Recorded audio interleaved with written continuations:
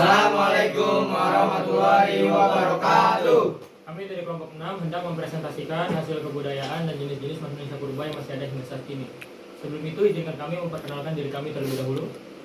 Perkenalkan, nama saya Maisa Guntur. Perkenalkan, nama saya Muhammad Hilmi. Perkenalkan, saya Pandu Priambudi.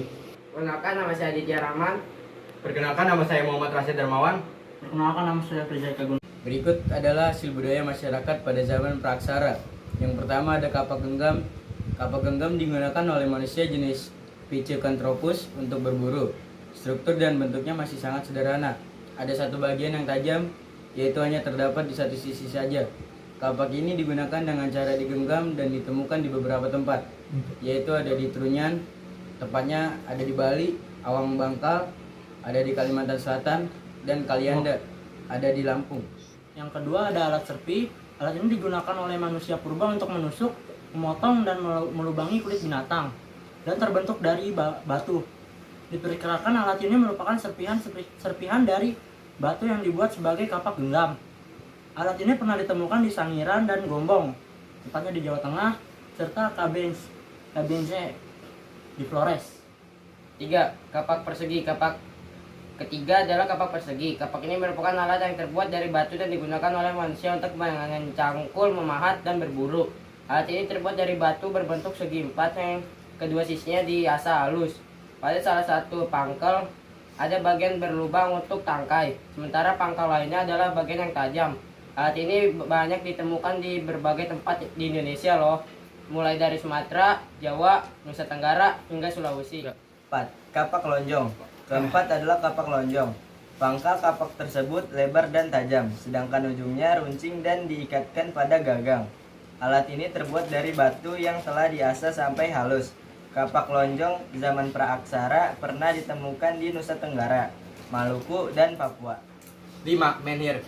Kelima adalah menhir, yang merupakan tugu batu yang tinggi.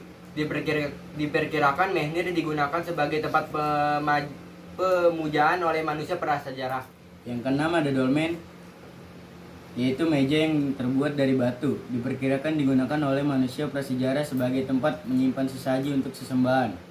Yang ketujuh ada sarkofagus, yaitu peti mati yang terbuat dari batu.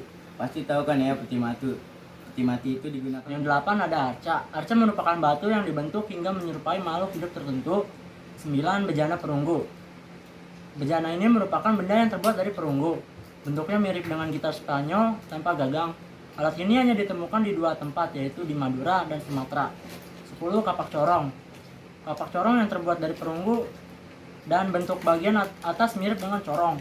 Alat ini pernah ditemukan di Jawa, Bali, Sulawesi, dan Papua. 11. Kapak corong merupakan tambur yang berbentuk seperti dinding terbalik, digunakan dalam upacara permujaan, sehingga alat ini dianggap suci. Banyak ditemukan di Sumatera, Jawa, Bali, Sumbawa, Pulau Selayar, dan Pulau Roti. Ini saya juga akan menjelaskan tentang jenis-jenis manusia purba yang pernah ada di Indonesia. Yang pertama ada Meganthropus paleojavanicus, lalu ada yang kedua itu ada Pithecanthropus erectus, lalu ada juga Pithecanthropus mojocertensis dan juga Homo florescensis. Lalu ada juga Homo wajakensis, Homo soloensis, itu yang ada di Indonesia. Lalu jenis-jenis manusia purba lainnya seperti yang ada di Afrika juga ada, yakni Australopithecus afarensis atau Lucy yang biasa dipanggilnya. Lalu ada Australopithecus africanus, Ardipithecus ramidus, Australopithecus robustus atau Paranthropus robustus, dan Homo rhodionensis atau Homo africanus. Sekian. Oke, sebelum penutupan saya masih ada sedikit pesan nih. Ya jangan lupa untuk kita semua jangan sampai melupakan sejarah. Jas merah, jangan melupakan sejarah. Kenapa? Karena dasarnya sejarah itu adalah hal yang penting untuk kehidupan manusia.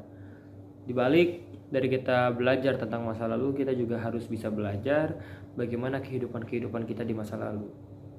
Ya seperti awal mula penjelasan sebelumnya tentang kita yang berasal dari manusia purba. Lalu kita mulai masuk ke alat-alat benda kehidupannya yang hingga masih ada hingga saat ini, ya kan? Nah, itu yang harus kita pelajari. Gimana kita mempelajari sejarah dan juga kita harus mengamalkannya. Kita harus selalu sadar diri bahwasannya kita berasal dari bawah, dan maka janganlah kita bersikap seperti langit. Oke, sekian, silakan dilanjut videonya. Baik, sekian penjelasan yang dapat kami sampaikan tentang jenis-jenis manusia purba dan hasil kebudayaannya yang masih ada hingga saat ini. Semoga bermanfaat. Wassalamualaikum Warahmatullahi wabarakatuh.